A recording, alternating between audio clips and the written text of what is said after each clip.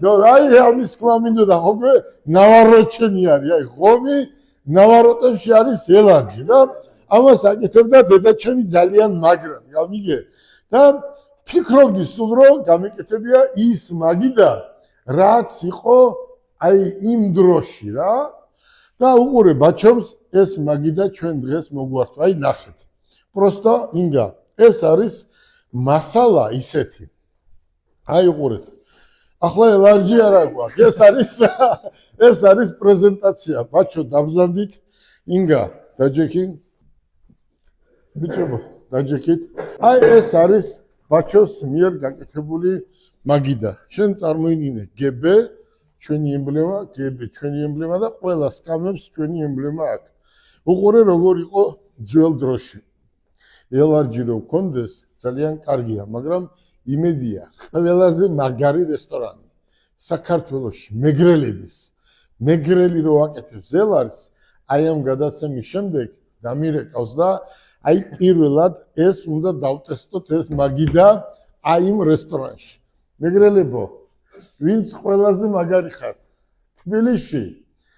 დავტესტოთ თუ გინდა ნებისმიერ ადგილზე საქართველოს ტერიტორიაზე მაგარ ელარჯს ვინც გააკეთებს დავტესტავთ აი ამ მაგიდას ამაზე უკეთესი ტაბაკს ეძახოდა ბებიაჩენი და ჩვენი წინაპრები ეს არის ტაბაკი ზუსტად ამაზე იჭმეოდა ძველად ეს ელარჯი უყურეთ ელარჯი ინგა არ უნდა ესა დაასხა თუ როგორ იტყვიან თებსზე ძველად იყო ესე ამოიღებდნენ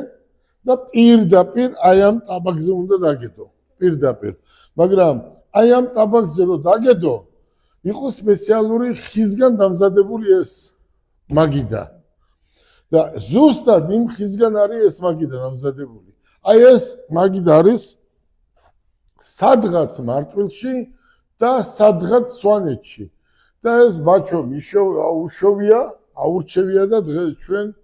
ეს მოგვიტანა ხო რისთვისაც ბაჩო დიდ მადლობას გიხდით კიდევ ვიმეორებ მეგრელებო